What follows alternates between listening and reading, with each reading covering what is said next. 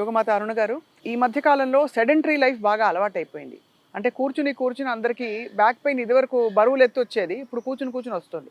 ఈ లో బ్యాక్ పెయిన్‌కి ఏ ఆసనాలు మనకి ఉపయోగపడతాయండి? లోయర్ బ్యాక్ పెయిన్‌కి ముఖ్యంగా మన పని ఏమిటంటే కదలకుండా కూర్చొని చేసే పని ఉండుండొచ్చు. ఇప్పుడు అంతా సాఫ్ట్‌వేర్ వాళ్ళు కొన్ని అవర్స్ కూర్చొని ఆ డెస్క్‌టాప్ ముందు కూర్చొని పని చేస్తున్నారు.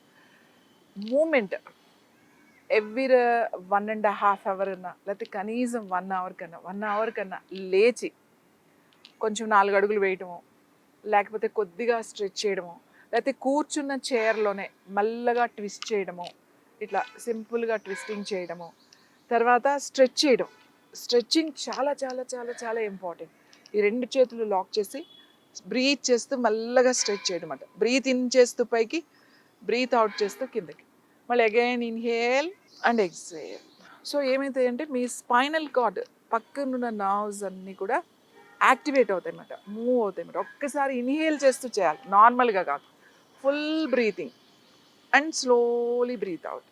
సో ఇప్పుడు ప్రతిసారి పని చేసుకునే వాళ్ళని కూర్చుని లేవమంటే ఇబ్బందిగానే ఉంటుంది.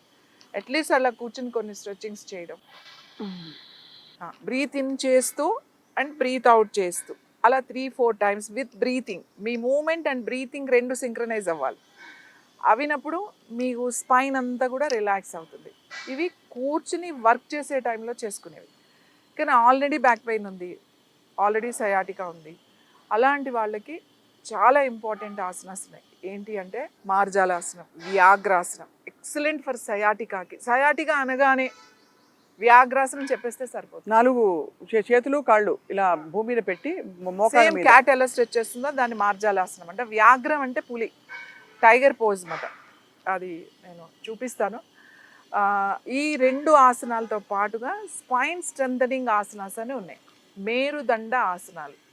మేరుదండము అంటే వెన్నెముక అని అర్థం. మేరుదండ ఆసనాలు అవి ఒక 7 స్టెప్స్ ఉంటాయి. సింపుల్, ఎవరైనా చేసుకోవచ్చు.